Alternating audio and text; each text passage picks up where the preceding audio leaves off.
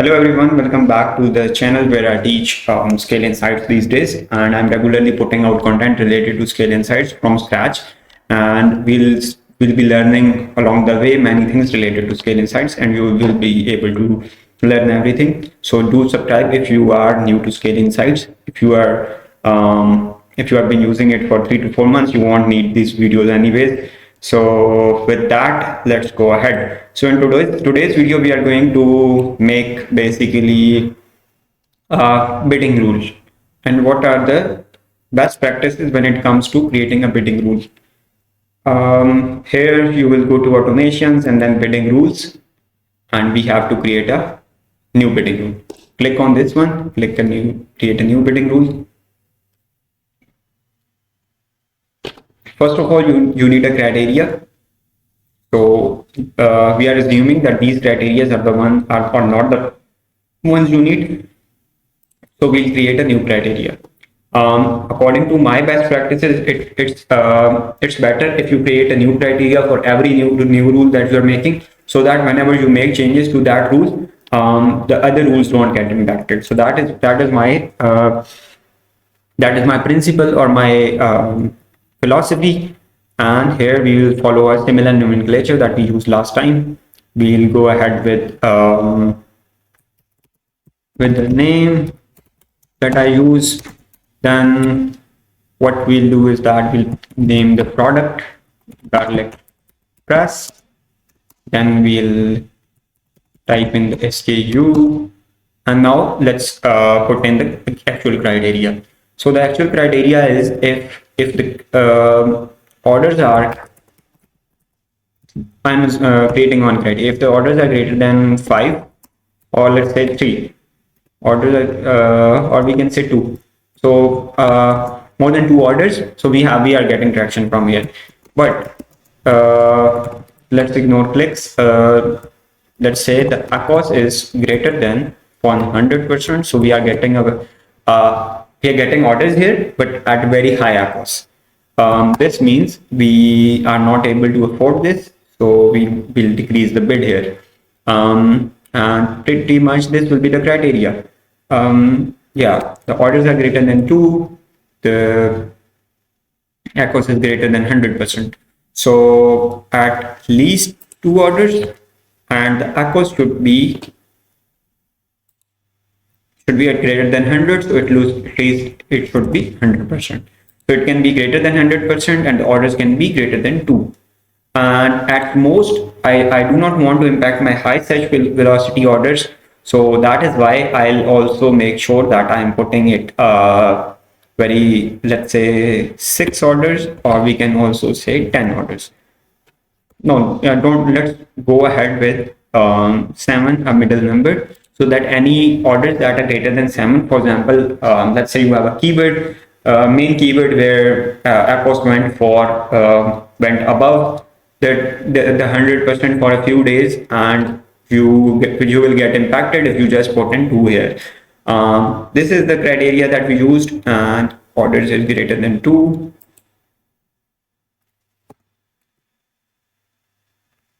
What we can do is orders between 2 and 7. We can also put it this way, and then hit create. So the rule has been created. Now, no, not the rule has been created, but only the criteria has been created. Now what we will do is we'll put in the same name. Add Catalyst is my agency name.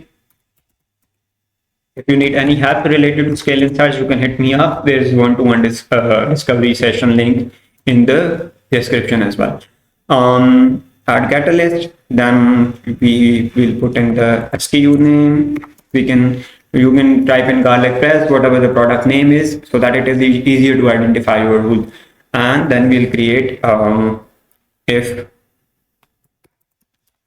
orders is equal to 2 to 5, and the ACOS is greater than 100%, then reduce bid by 20%.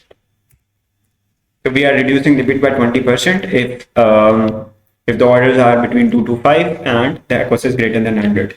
So you can also write the description here. Usually I don't like to add description because I like to write the name which describes all the rules. So here you have to type in days to analyze and days to ignore. So usually, if you keep these blank, what Scale Insights will do is that you have, let me go open another slide. And if you go to these settings and under bidding rule, if you go to these settings, you will see that days to ignore and days to analyze are here. So these are the default rules, default days to analyze and days to ignore that you will need to set. Usually it is set to 2 and 30, which is all right. You should keep it. What's days to analyze and days to ignore first? Days to analyze is basically how much days will Scale Insights consolidate the performance and analyze performance on the base of it. For example, for our rule, the between 2 to 30, 2 to 5 orders and greater than 100 ACOS. So Scale Insights, if I keep these blank, then it will keep this default, and it will make sure that it consolidates the data for last 30 days and then analyzes whether it fits the criteria or not. So you understand that by days to analyze, I mean the number of days for which we are looking at the data. Then days to ignore, which means the last 2 days, usually in PPC, that is ignored. And when we are making automations, we try to make sure that at least 48 hours, last 48 hours of data is ignored. Usually when there is Prime Day or when holiday season is in, you need to make sure that you are doing everything manually, checking everything, because scale automations are usually for we build a system that basically keeps everything intact in the long run, but in the shorter space, you need to make sure that everything is on the top of line. And as a PPC manager, it's your role to make sure that everything is working correctly.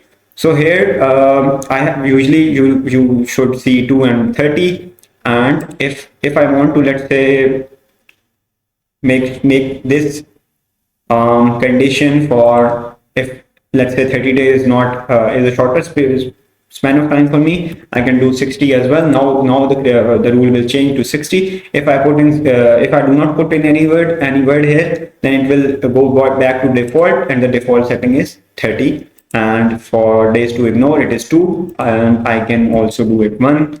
If I do not want to ignore 2 days of data, then you need to basically create the condition. We can do add catalyst, which we created just now. Do you want to, if you have like created the criteria on any other level, you can do that as well. You can create criteria on keyword level, on ad group level, and on campaign level as well. Usually in bidding rules, the best practice is to go with the keyword level and then this. And now you need to create here minimum top of search impression share. So if you want a minimum top of search impression share, let's say you want 20%, then you can type in 20% here as well. So Scale Insights will make sure that it is playing around with placement modifiers to arrive at this placement minimum top of search impression share.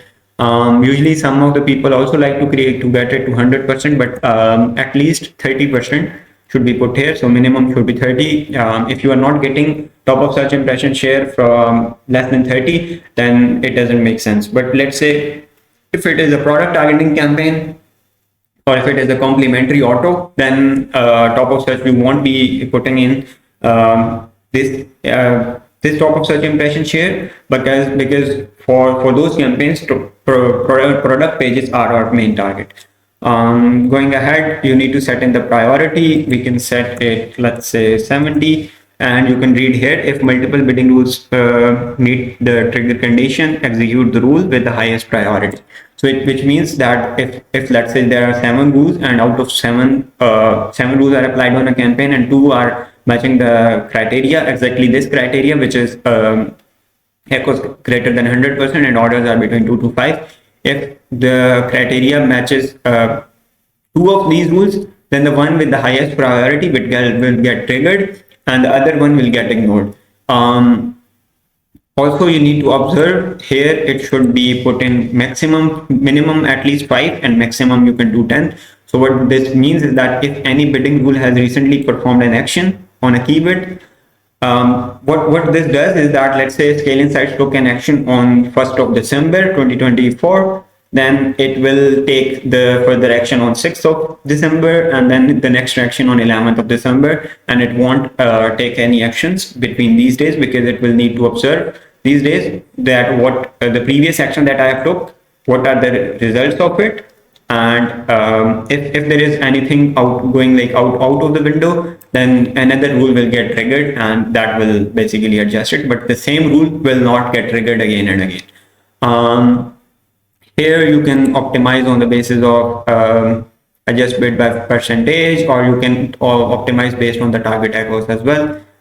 We want to decrease the bid, so adjust bid by a percentage. We'll do this. You can also, optimize it according to the target echoes. You will just give the target echoes to basically Scale Insights, and here let's say the target echoes is 30%. We'll do this, and we can also give the maximum bid decrease, that is 20%, and maximum bid increase, which should be 0%. Because for this rule, we only want the campaign to reduce the bids, and we do not want it to basically increase any bid. Let's say if you do not want to do not want to rely on Scale Insights for the target echoes, you can just do this, that do not adjust anything, and let's just adjust a bid by a positive or negative. So let's say we do negative 10%. So here it will not use any of the other rules or any of the criteria that it has set, but it will simply negate, basically simply adjust the bid by reduce the bid by 10% when this criteria has been set. But I suggest that you go ahead with the target echoes and optimized click per revenue. Let's remove this and decrease the bid by maximum of 20%, and do not increase the bid, that is 0%. Normalize bid by placement. If you have like already used a placement modifier, then you can use this, and you can select basically you can normalize. Here you need to normalize your bid, which means that if you have placed a modifier, you need to put in that modifier, and if you are not using any modifiers, then it will be none. If you are using any modifiers, you can also go ahead and you can select top of search, whichever is your placement modifier that you want. Coming up, we have dynamic up and down factor. If you have like up and down bidding strategy, and you also have here we have selected top of search. So you have a bidding up and down structure with the top of search percentage modifier. Then you need to put in, let's say if we have 20%, then we will do 20%, and similarly it will be done. For now, we can ignore this, and we can do it 0 as well, because we are creating a bidding rule for a very simple campaign without any modifiers. Here you can select the maximum bid, which should, let's say, be 1.2, minimum bid, which is 0.2, and maximum bid, which is, let's say, 1.5 or 1.2, depending upon your product.